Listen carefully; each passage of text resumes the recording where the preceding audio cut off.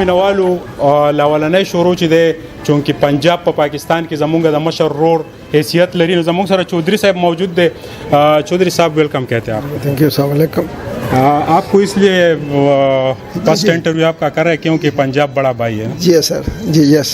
اور طبیعت کیسی ہے؟ بس اللہ کا شکر آپ سے. اچھا یہ بتائیں کہ ٹوڈیز پیشن میں ہر سال اسرار صاحب اور اکرام صاحب کی تھرو ہم پشتون اور پورے ملک کے جو ہمارے یہاں پہ مقیم ہے پاکستانی ان کے ساتھ ہم ڈیبیٹ کرتے ہیں. تو یہ بتائیے قطر نے اتنی ترقی کی اس کا راز کیا ہے؟ ایکچولی اس میں جو پارٹ ہے سب پاکستانیوں کا سب سے بڑا اور اسپیشل میں کہتا ہوں یہ پختونوں کا اس میں بہت بڑا ہاتھ ہے پاکستان قطر بنانے کے لیے. تو یہ ان کے سورسز ہیں دنیا کا. یہ میرے خیال میں بہت ایک فی کا آمدنی کے حساب سے بہت بڑا کنٹری ہے. فی کی بہت آمدن ہے. آئل اینڈ گیس کا ان کا بہت بڑا ذخیرہ ہے.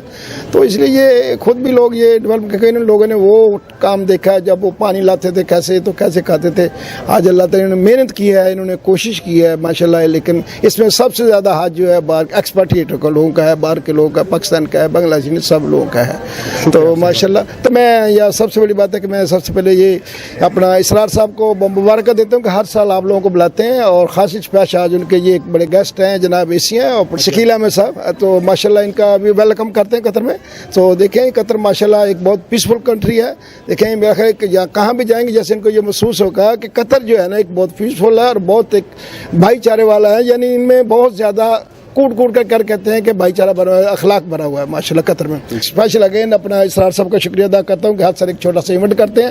تو ہمیں بہت خوشی ہے. یہ ہمارے بہت بزنس مین ہیں. یہ ہمارے ایک ویلفیئر بہت بڑا ادارہ قطر کا اس کے ایکس پریزیڈنٹ بھی ان کے ساتھ ہوں ابھی بھی ماشاءاللہ. یہ ہمارے مین فاؤنڈر ہیں. تو ماشاءاللہ ان کا سوشل میں کام بہت زیادہ بزنس میں بہت بڑا بزنس ہے ماشاءاللہ. اس ٹائم یہ دوحہ میں میرا خیال میں ہمارے پاکستانیوں سے میرا خیال میں کہ فرسٹ نمبر ہیں ماشاءاللہ. تو اللہ تعالیٰ کو جی خپل نوم راته وای پیژنګلو را سره میا احسان الله جی د تانا ملکنا. نو جی ډېر خوشاله شو د تاڼي خلک خو ویل ایجوکیټډ دي. دا راته ووایه د قطر اکټیویټیز او بیا د ټوډیز پیشن د دې پښتنو روایات چې دی هغه زما په خیال په قطر کې دلته برقرار دي. کله چې موومنټ کوئ نو تاسو ته د پښتنو کم ریلیټډ سیزونه چې دی هغه په نظر راځي. نور ملکونو په دې حواله تاسو وایي. ډېره مهرباني جی. قطر کې د پښتنو ډېر لوی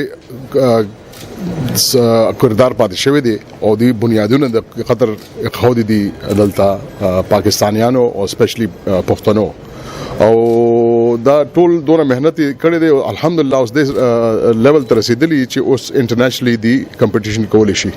دغه روډ د اسرار بای د ماشاءالله دلته چې کوم دا شوروم جوړ کړی دی په دې کې د پاکستان چې ټول نه ښه پروډکټس دي هغه هایلایټ کړی دي هغه راغونډ کړی دی او خلکو ته خی اوس صرف پاکستانیان نه تاسو چې خواښاته وګورئ نو دلته عربیان هم دي هغه د شاپینګ راځي قطریان راځي انډینز او نور نېشنلټیز دي ټول دلته راځي او ټول دینه فائدہ اخلي او الحمدلله دی په ویلفیر کې هم ډیر کار کړی دی او په نور سيزونو کې په کنسټرکشن انډستری کې ډیر ډایورسفایډ دی خپل دغه بزنس دا کړی دی او نور ډیر بزنسمنان دي دلته ورونه دي ټول دلته مهنت کړی دی او الحمدلله په قطر کې خوشاله دي او پاکستان سره ډیر مینه لري او الته غواړي چې التم دا ډیولپمنٹ التم دا کی.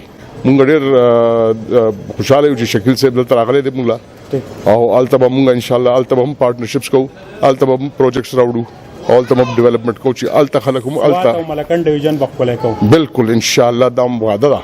بالکل من خبرو کولو جی زمونږ نور ملګری ګل نواب صاحب ته دعوت ورکوم چې هغه راشي.